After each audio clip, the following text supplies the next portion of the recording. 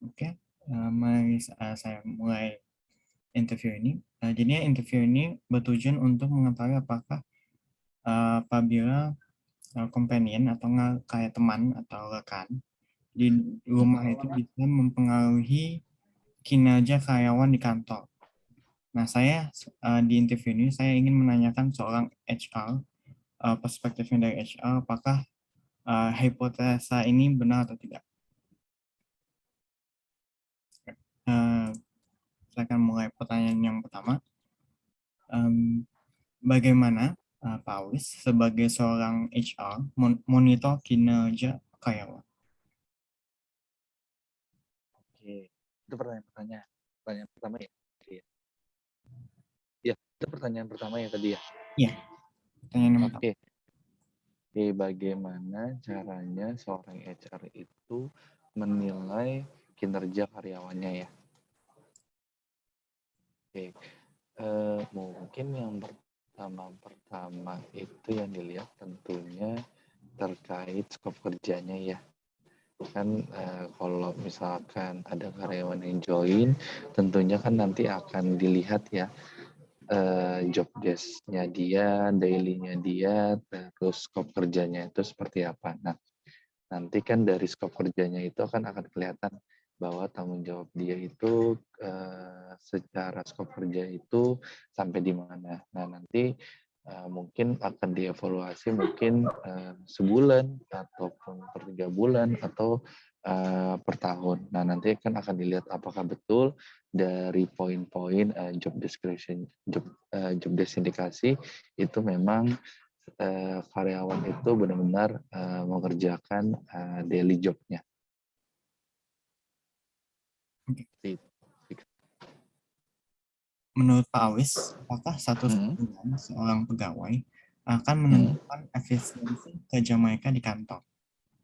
Status apa tadi ya, Fikri ya? Atau hubungan seorang pegawai, jadi yang kayak apakah mereka menikah atau mereka lagi ada pacarnya, lagi atau enggak Oh, cerai atau apa?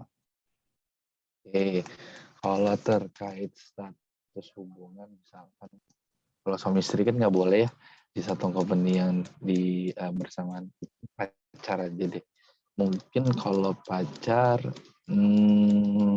karena ini kan menurut aku ya, kalau menurut aku bisa positif, bisa negatif. Positifnya kan tentu kalau misalkan pacaran kan jadi semangat ya untuk kayak misalkan berangkat kerja ataupun kerja, karena kan intinya ada pacar gitu. Terus ya mungkin itu bisa jadi nilai plus ya, bisa menjadi semangat. Nah, kalau negatifnya pun ada, misalkan kalau lagi berantem gitu ya, kan jadi bisa jadi bikin males lah. Jadi ada poin positif, ada poin negatifnya. Gitu, Fikri. Mungkin dari pertanyaan sebelumnya, menurut Mm-mm. Pak Awis, faktor-faktor apa saja yang akan mempengaruhi kinerja bekerja? Oke, tentunya mungkin menurut saya faktor motivasi diri ya, itu ada paling penting. Yang kedua mungkin eh, faktor lingkungan kerja di perusahaannya. Mungkin contohnya yang pertama mungkin dari seniornya ya, sama rekan-rekan kerjanya apa itu mungkin faktor juga yang penting, karena kan sebagai karyawan ya tentunya kan perlu belajar dari orang-orang yang memang sudah bekerja di perusahaan itu yang sudah lama, kan perlu bimbingan. Mungkin itu aja sih Fikri yang mungkin menurut saya faktor paling penting. Tentu yang pertama dirinya sendiri ya, apakah dia memang mau belajar, terus mau memotivasi dirinya sendiri untuk memprogres dirinya untuk menjadi lebih update. Itu sih Fikri. Punya teman pendamping gitu di rumah bisa Oh, membantu oke. kinerja karyawan saat bekerja. Oke. Eh, Tentunya bisa ya, Fikri. Itu sangat-sangat berpengaruh karena kan kita sebagai manusia kan tentunya perlu pembimbing ya, entah itu di kantor, di tempat kerja ataupun di rumah, kayak gitu.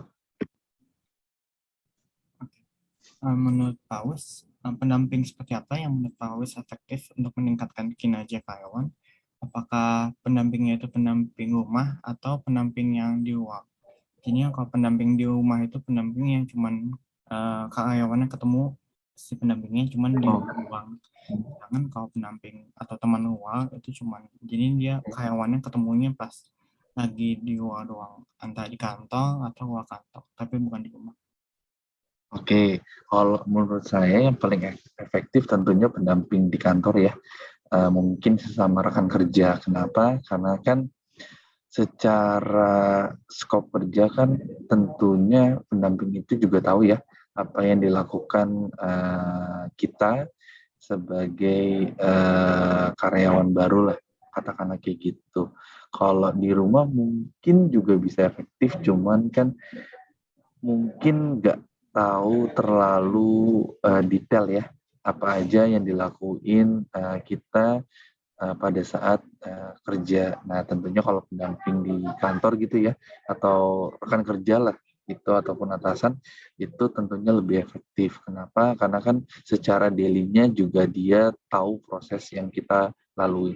Kayak gitu, Fikri.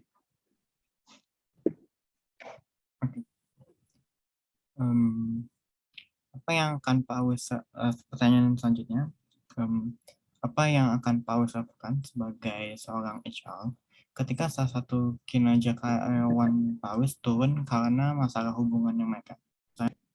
Oke, mungkin yang pertama dilakukan adalah memfasilitasi ya, dalam arti mungkin segi konseling, dipanggil, ditanyakan, misalkan yang tadinya oke banget, terus kinerjanya turun ya, tentunya ditanyakan ada masalah apa, kita gali, tentunya kita gali ya, dalam artian misalkan entah mungkin dari segi dia lagi bosen, monoton terhadap daily kerjaannya, ataupun mungkin lagi ada masalah di dalam kerjaan, di lingkungannya ataupun di luar kantor.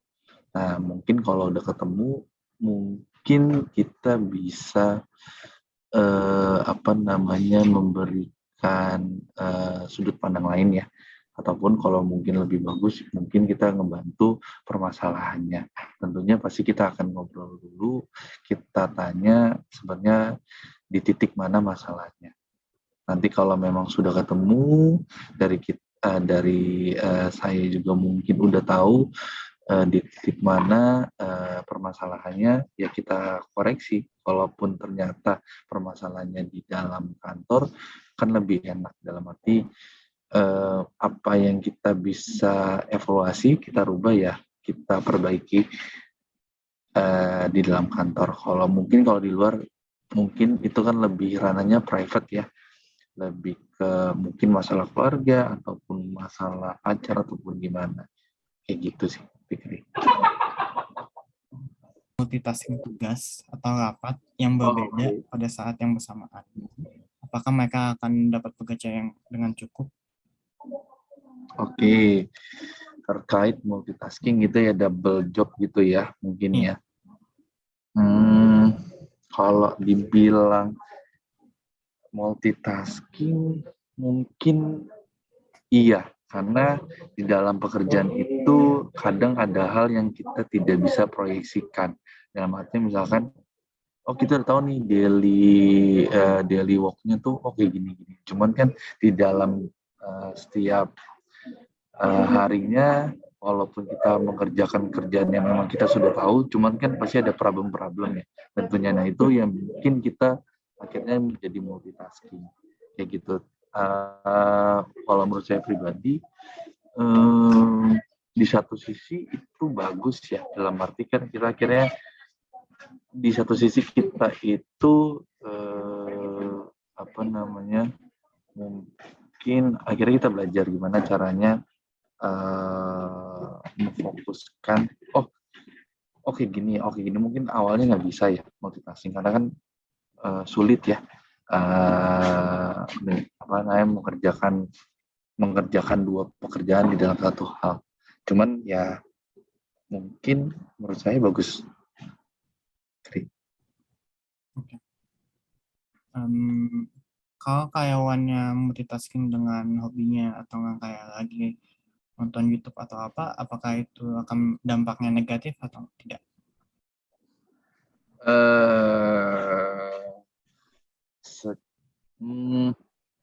Kalau kalau misalkan nonton YouTube gitu, Fikri, ternyata yang dia tonton itu nggak ada sangkut pautnya masalah pekerjaan ataupun ya sama sekali nggak ada hubungannya lah sama pekerjaan, menurut saya negatif.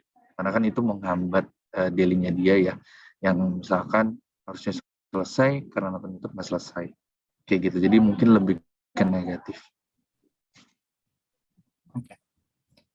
Pertanyaan selanjutnya, bagaimana buku waktu atau jurnal waktu karyawan bisa dipakai untuk memantau kinerja mereka? Oke, jurnal book ya, waktu gitu ya. Iya.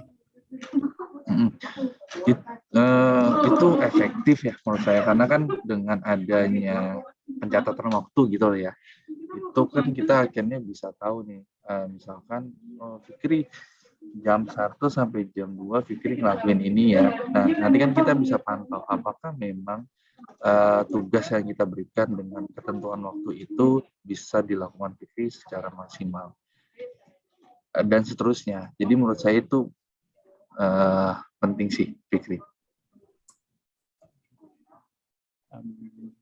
Pertanyaan selanjutnya, bagaimana bekerja di rumah mempengaruhi kinerja kerja karyawan dari perspektif Pak Aris?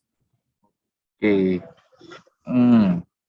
kalau menurut saya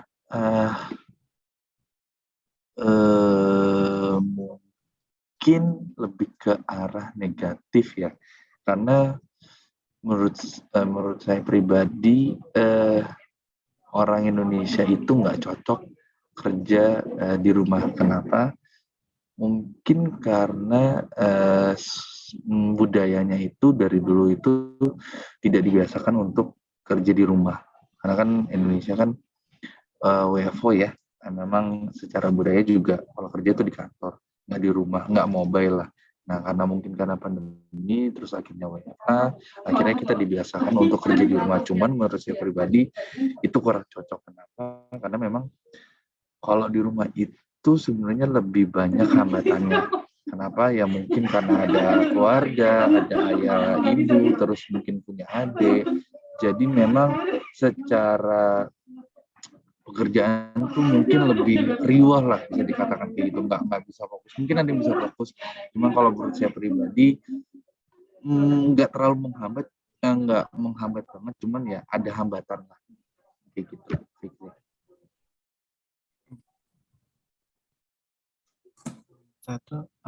Apakah pertanyaan selanjutnya, apakah jam kerja yang panjang akan menurunkan kinerja karyawan?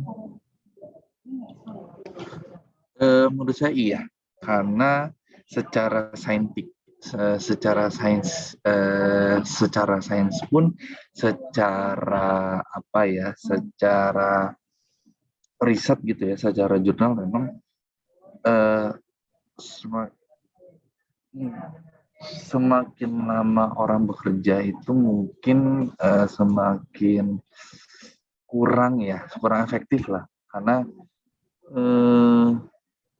5 jam aja orang itu mungkin udah bosan, mungkin udah lupa, kayak sekolah aja gitu, 5 jam gitu ya belajar terus, mungkin yang dipakai cuma 3 jam 2 jam, habis itu seterusnya mungkin lupa. Jadi menurut saya kerja yang sangat lama kurang efektif.